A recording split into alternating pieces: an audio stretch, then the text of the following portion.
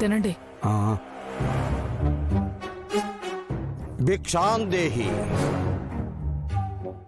ఇక్కడ చేతులు ఖాళీ లేవు, పోయిరా.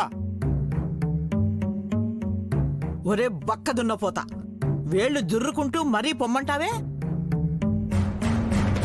భిక్షం ఏమంటున్నారమ్మా? భిక్ష కాదే ముష్టి మొహ. స్వామివారికి ఆకు వేయి. వెయ్యి వెయ్యి. స్వామి రండి రండి స్వామి.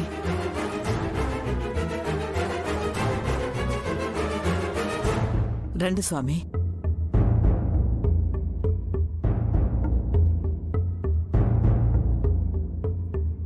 పీట కూడా వేయవే, చెప్పాలా?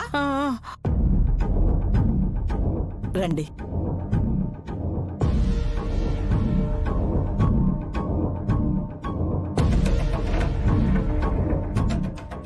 ఆకలితో వచ్చిన వాళ్ళు దేవుళ్లతో సమానం. ప్రసాదంలా కొంచెమే తింటారా? దేవుడికి నైవేద్యం వండి ఎంతో పెడతాం.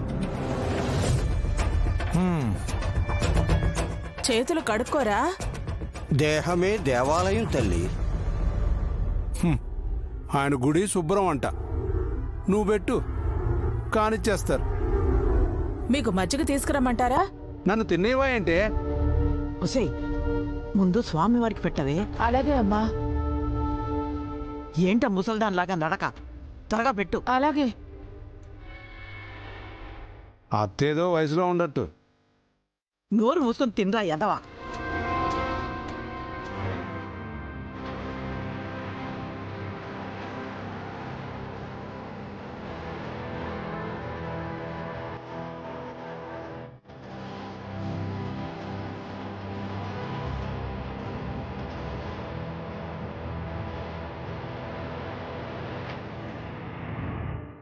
తినండి తినండి తినండి.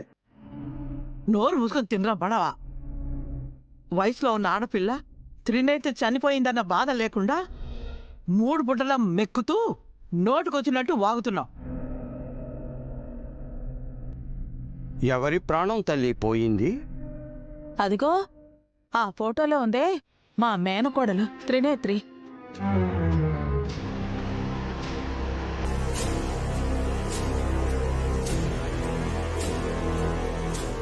మెతుకు తినకుండానే ముద్ద పడేస్తున్నారేంటి చిన్న పిల్లోళ్ళలాగా?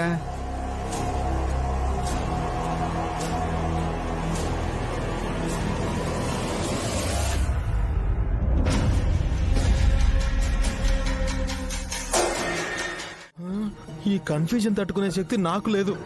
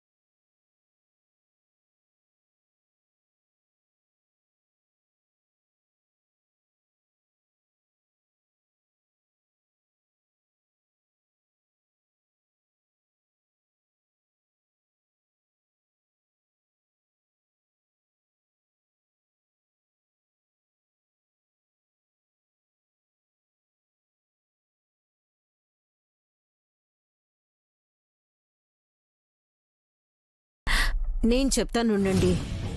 ఏం చేస్తున్నావమ్మా? ఇవి మంచినీళ్ళు, ఇది మందు.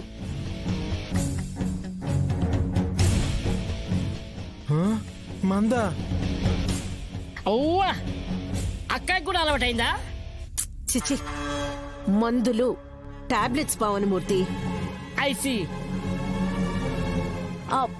మీకేం రోగం వచ్చిందత్తయ్యా? నేను బానే ఉన్నాను, ఏ రోగమూ లేదు. నీ ముద్దుల చెల్లికి చిన్న పరీక్ష పెడుతున్నానంతే. నైని, సారీ త్రినేత్రి తీసుకో. ఏం చేయాలి? ఏం చేస్తావు? నువ్వు వేసుకోవాల్సిన మందుల్ని మన ఫ్యామిలీ డాక్టర్ రాసిస్తే విక్రాంత్ తీసుకొచ్చాడు. హాస్పిటల్కి తీసుకెళ్లే లోపే నువ్వు ఇంటికొచ్చేసావు. డాక్టర్ రాసిచ్చిన మందులు కొన్ని రోజులైనా వాడాలి కదా, వేసుకో. పిచ్చి నాకా మీకా? అనవసరంగా మందులేసుకుంటే లేనిపోని జబ్బులన్నీ వస్తాయి. చిచి.